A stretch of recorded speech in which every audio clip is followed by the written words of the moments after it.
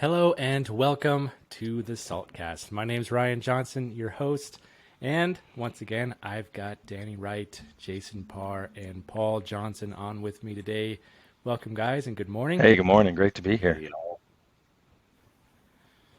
Now, many of you, as listeners, probably don't know that we meet every Wednesday afternoon as a firm.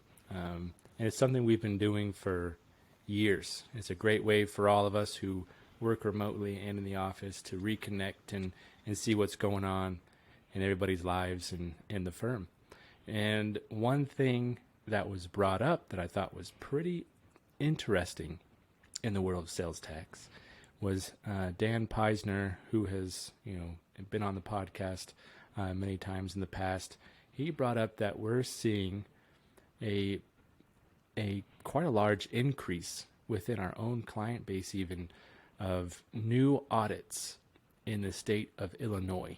And I was hoping that you guys could talk to that, because as far as I know, all these clients are not connected in any way other than they're our clients. And so if you guys could talk to that, kind of what's going on, kind of different nuances in Illinois. Yeah, for sure. I think one of the things we're finding with Illinois is their economic nexus legislation became effective October 1 of 2018. And obviously, as legislation passed across the U.S., sellers who were selling into Illinois had to make decisions about whether they should get registered or not. A couple of things about Illinois' economic nexus legislation is it's based on $100,000 in gross sales or 200 transactions, right? A lot of states have dropped the transactional aspect of their economic nexus laws, but it remains in Illinois. It's 100,000 or 200 transactions. But what's interesting about Illinois is a lot of times when you're looking back to see whether you should register or not, you're looking back at the previous calendar year. In Illinois, it's a rolling 12-month total, right? So you're looking back at the last month and the 11 months before that, and the next month you're looking at that again, right? And when you cross that threshold, Illinois says you should be registered effective that date. And so you have to be on top of that. And what Illinois is doing, it appears, is they're sending out letters and auditing everyone that has registered since the effective date of their economic nexus legislation, and essentially trying to determine whether they should have registered earlier, right? And if they determine that, based on looking at historical figures, then they will simply assess tax on those sales from October 1, 2018 up to the date that you got registered, if they believe you should have been registered effective October 1, 2018. So we're seeing lots of letters, lots of correspondence, lots of communication. And I think it's important for sellers out there in the marketplace to know that when it comes to Illinois and whether you should or should not register, you should take a pause and just think about whether you just get registered prospectively or if you should look at your historical numbers and potentially participate in a voluntary disclosure program provided by Illinois to understand what your total exposure might be. If you've already registered, then maybe you've received one of those letters, and we'd love to chat with you about that if you have.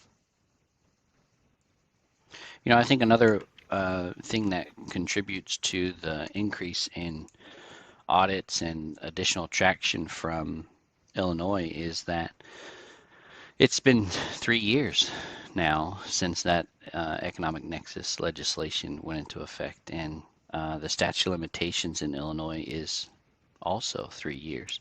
And so the states naturally are on this cycle, I think, and they've got it earmarked.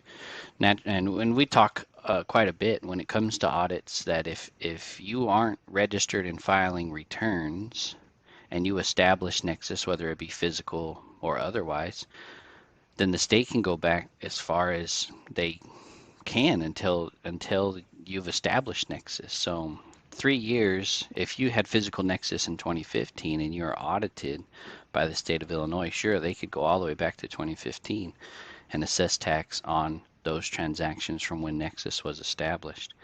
But I just think it's I'm not sure what goes on internally at the state side, but I do know that it's been 3 years. Their statute of limitation is 3 years, and so they're going to be pursuing a lot heavier for this economic nexus thresholds, just to make certain that everybody is compliant across the board as best they can anyway. Yeah, that's a good point. It's a really good point. It's interesting as, go ahead, Park. No, please, Danny. It's interesting because, as we talk about these audits, Ryan mentioned that we're seeing these audits with companies that are already registered. And, that makes sense because the states have their information, right? But this is very relevant as well for companies that are not currently registered in Illinois. We continue to have daily discussions with companies who are still trying to get a handle on Nexus, and it's really an ongoing thing for most every company. We continue to believe that probably at least 9 out of 10 companies are not registered in every state they should be. So as we have these discussions about Nexus, naturally the past comes up. When did you actually establish Nexus, and what kind of liability do you have in that state because you did establish Nexus in the past but have not been collecting tax from your customers? So as we discuss the steps forward for that company and their strategy moving forward, we talk about a voluntary disclosure agreement, right? A VDA. We talk about just determining that you had Nexus and stopping the bleeding, so to speak, and just registering prospectively, or registering today, or the beginning of the following month, and you just start collecting tax moving forward. There's different options that you have, right? And there's different options that are discussed. Well, one of the things about registering prospectively is there's that risk that the state at some point discovered you had Nexus before you actually registered, and now you're going to be on the hook for that tax that you did not collect in the past, plus penalties and interest. Well, of course, that's one of the benefits of a VDA is entering into that program with the state and having at least the penalties forgiven or waived, and interest in some states. So it changes the conversation, at least in a state like Illinois, where they're being very aggressive with registered taxpayers. So it's one of those states where you want to consider it more whether or not you're going to just gamble and register prospectively with the potential that the state's going to go on a fishing expedition, if you will, or go on an audit rampage like they are now. And it's more likely in a state like Illinois today that you would be caught in an audit versus most other states, many other states that of course are not currently auditing like Illinois is. However, this is a cyclical conversation, because it's like, okay, if Illinois is doing this, are other states going to do it? We know Maine is doing it. We know there's states like Washington and California and Texas that have always been aggressive. So, the strategy can certainly change when it comes to considering where you have Nexus, when you establish Nexus, and whether or not you address the past liability and how you address that. What you have just experienced with Danny is what you would experience in a What's Next call. I mean, really good information, looking at your specific situation, understanding the dates, understanding the amounts, understanding the pros and cons of the program of entering into a voluntary disclosure agreement or registering prospectively, what the case may be. It's really the beauty of being able to have a collaborative experience and making a decision about what to do next when it comes to Illinois or any of the other states where you might have this responsibility. Now, Paul has said this 1,000 times, and I'll say it on his behalf today. The most costly mistake that you can make is to ignore it. And so when you get on a call like that, you're going to be talking to someone like Danny. When you have a sales tax question or issue that comes up, you really don't want to talk to a sales tax rep, as we call it. You want to talk to a sales tax practitioner, someone who can help provide some confidence or some peace of mind as they collaborate with you on your particular situation. And so I just highly recommend that. The other thing I'll say about Illinois and any of the other states is they can really change things up on you. Right now in Illinois, in addition to these audits, effective January 1 of this year, they changed the way remote-only sellers collect Illinois tax. For decades, if you sell into Illinois and have a responsibility to collect tax, those sales that come from outside Illinois into Illinois to Illinois customers, tax would be collected at the state-only use tax rate of 6.25%. But in this new legislation effective January 1, remote-only sellers now have to collect tax as if it was a retail sale within Illinois, and they collect the state plus the local tax based on the destination of that sale. This is not something that they're requiring Illinois sellers that are in Illinois or have locations in Illinois. They still collect the state-only rate for sales coming out of Illinois into Illinois, and then collect the retail rate on sales within Illinois. So even the way it's imposed is a little bit different than people typically understand. And so you want to have some answers on that. Number one, you want to get compliant and remain compliant. You want to do that by mitigating cost out of your own pocket. And then you also want to ensure that in compliance that you're following their rules properly. You never want to be caught under collecting tax and that tax having to come out of your own pocket with penalties and interest. You know, don't you think it's interesting that Illinois of all states is being as aggressive as they are, knowing how tight everything is over at Illinois, just from a budgetary perspective? I mean, we've known for years on the refund side that they don't issue refunds. They'll just issue a credit memo, and you can go sell that credit memo or use that credit memo or whatever if you did overpay tax. You amend an Illinois return, you file the ST1X, and you fill out the form and you ask for a refund. And they're like, okay, here's your credit. And you're like, no, I want a refund. No, we don't have any money. So it's just interesting to me to see Illinois of all the states going to pursue audits, knowing that they just are, tight. They don't have I much think budget. it's why. And maybe that's why. I think it is exactly why they're so aggressive. Is because they don't have any money.